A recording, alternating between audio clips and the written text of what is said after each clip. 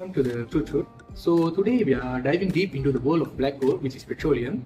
Crude oil isn't just a simple liquid, it's a highly complex cocktail of hydrocarbons, heteroatoms and trace heavy metals.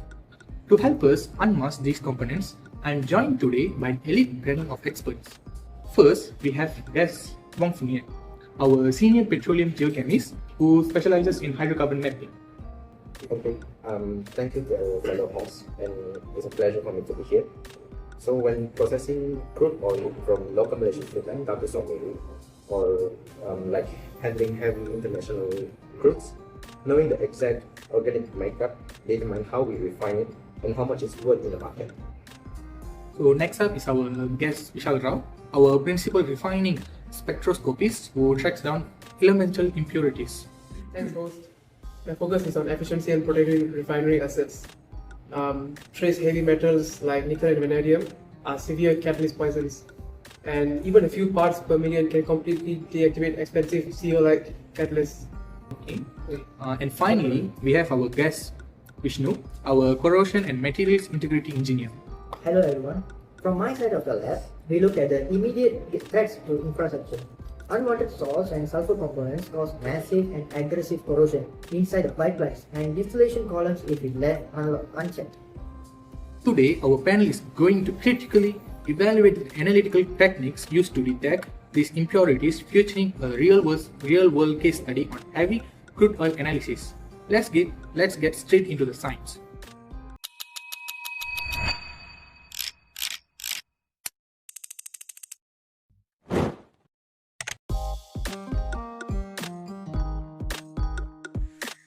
To analyze petroleum, we generally rely on three major analytical pillars: chromatography, spectroscopy, and electrochemistry. Our guest WONG, can you please break down the separation phase for us?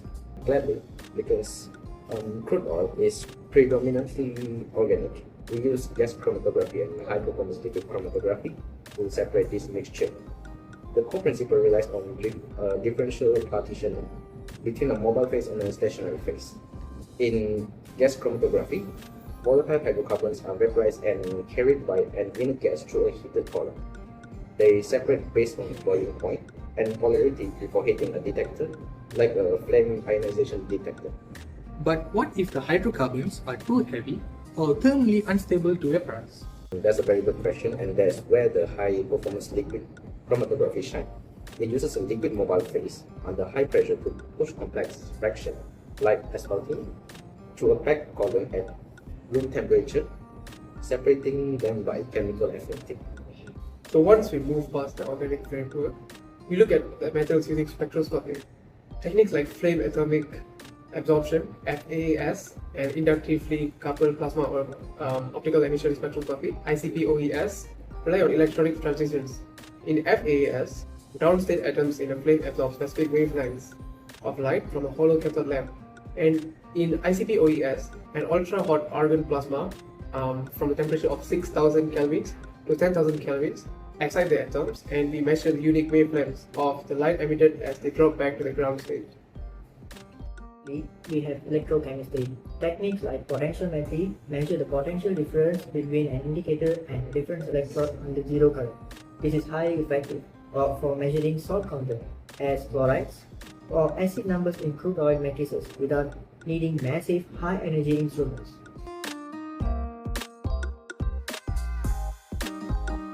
You can just inject raw, thick, sticky crude oil directly into an ICP-OES or a GC column without instantly destroying your equipment, right? Absolutely not. Sample preparation is the unsung hero here. For trace metal analysis via spectroscopy, we must destroy the organic matrix entirely. We do this thing using microwave-assisted acid digestion. We take a precise mass of the crude oil, seal it in a vessel with concentrated nitric acid and hydrogen peroxide, and blast it with a microwave energy. This breaks the oil down into a clear, aqueous inorganic solution. And for chromatography, we often use dilution with volatile solvent like dichloromethane or hexane, followed by the solid phase extraction to filter a heavy particulate matter and polar compound that could foul our columns.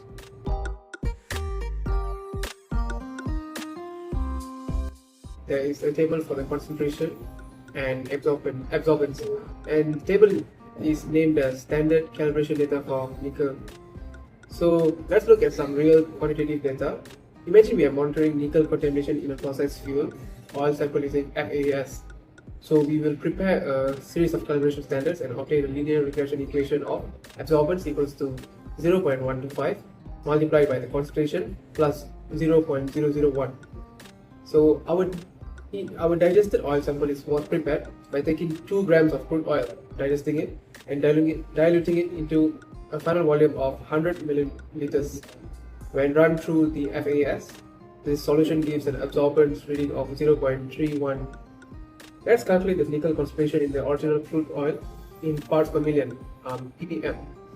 So first, we will solve for the concentration of the diluted solution by plugging in the values into the formula, and our X, as in our concentration, will be 2.472 milligrams per liter. And next, we will calculate the absolute mass of nickel present in our 100 milliliters sample volume. So we will simply multiply the parts per million into with the volume to get 0.2472 milligrams of nickel.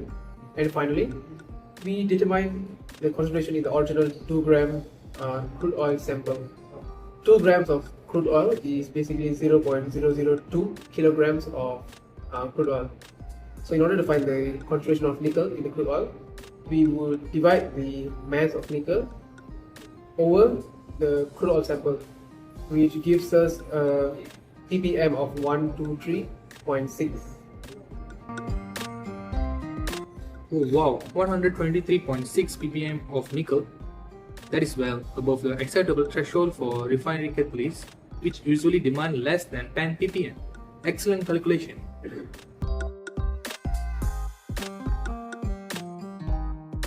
Thus directly to our core evaluation. When processing complex crude oil matrices, you can't just pick a technique blindly. You must critically evaluate cost, speed, and chemical limitations.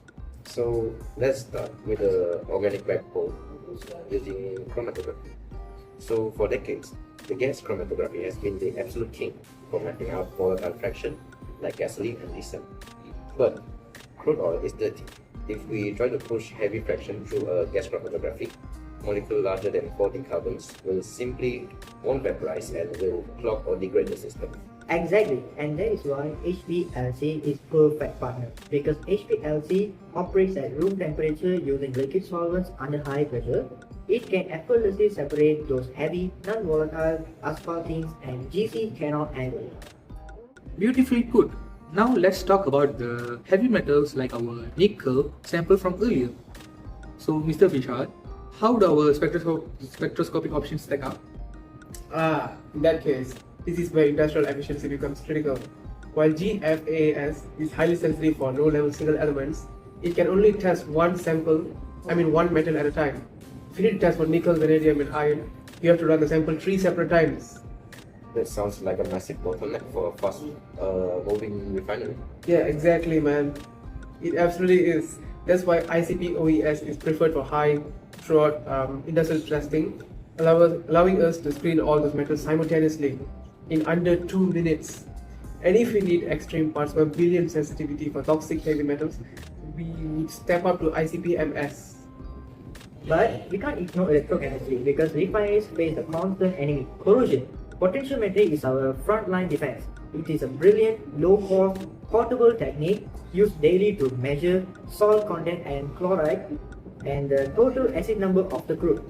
It tells engineers how corrosive the oil will be to the distillation column before processing even begins. Brilliant summary. As we can see, a successful petroleum analysis strategy doesn't rely on just one single machine. It requires a justified combination of GC, HPLC, ICP, and electrochemical sciences working together to ensure safe, efficient, and clean refining.